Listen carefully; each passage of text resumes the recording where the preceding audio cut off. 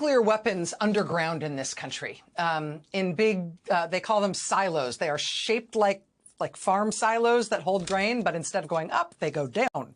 And all over the northern plain states, we have these underground silos, these massive underground fortresses, which hold huge nuclear-armed intercontinental ballistic missiles in Montana, Wyoming, North Dakota.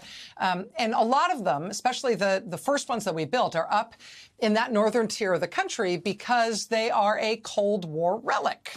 And the idea was that you'd want them in the inland northern tier of the U.S., so you'd have plenty of time to see any incoming threat to those sites flying in from either coast. So you wanted them way inland.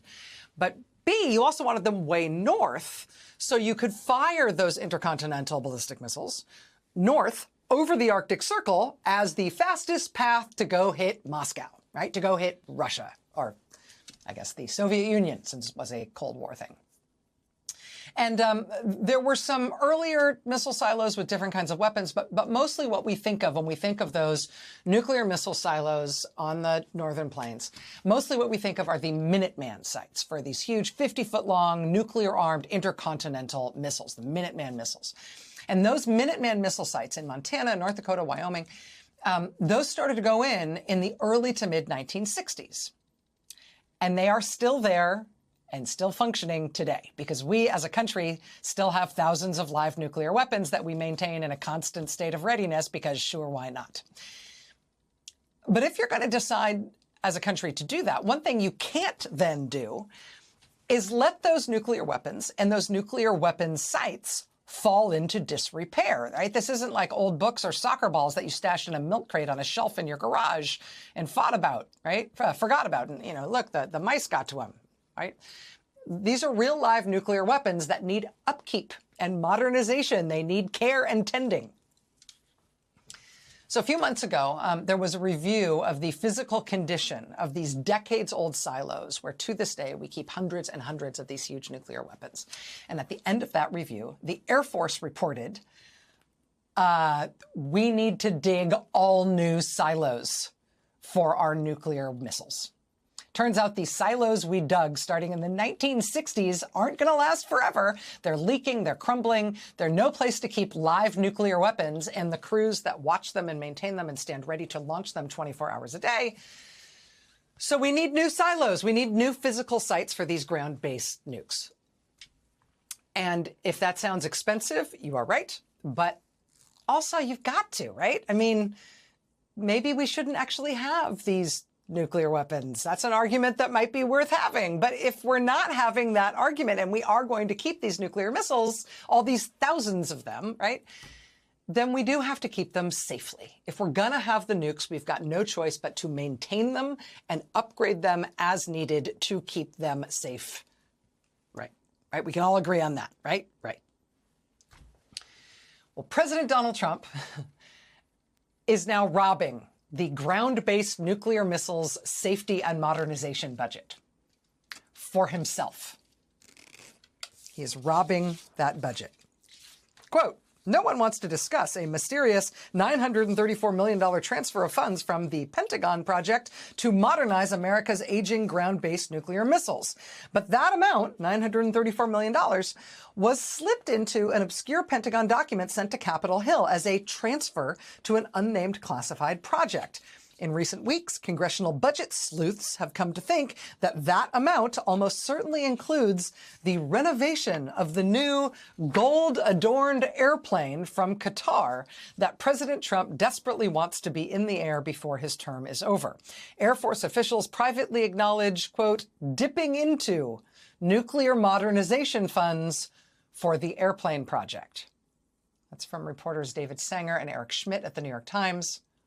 And just to underscore that last point again, just in case that didn't sink in, they actually say it twice in the article.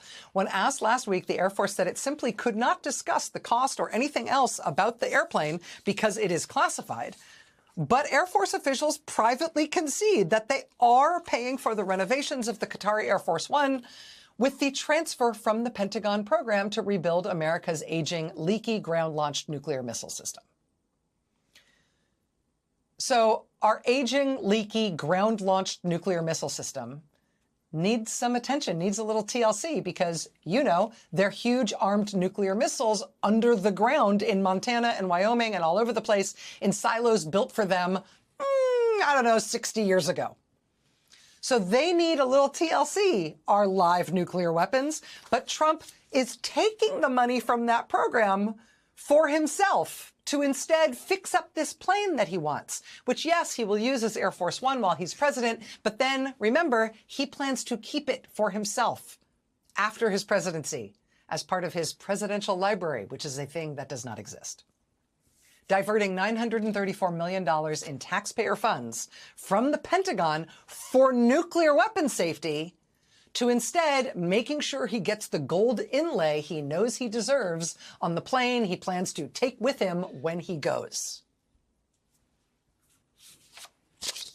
Everywhere, all over the world, these guys are all the same, and they all want gold toilets.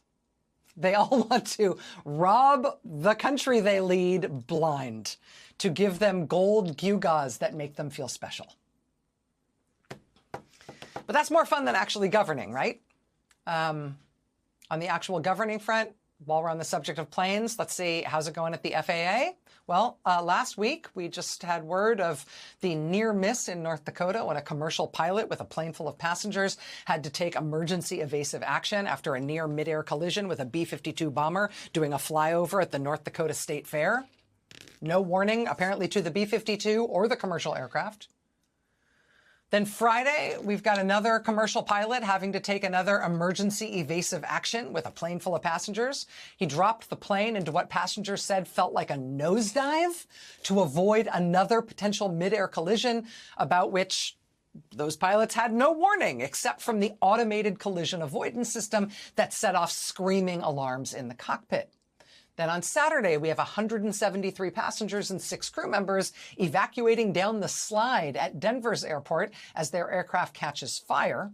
Today, we have Newark Airport, one of the 3 big airports in the New York City area, having to preemptively delay all of its traffic because Newark no longer has enough personnel to safely coordinate air traffic in and out of that huge, busy airport. It's almost like Trump inexplicably insisting on firing hundreds and hundreds of critical air safety personnel from the FAA for no reason several weeks into his new term in office. Maybe that wasn't a great idea.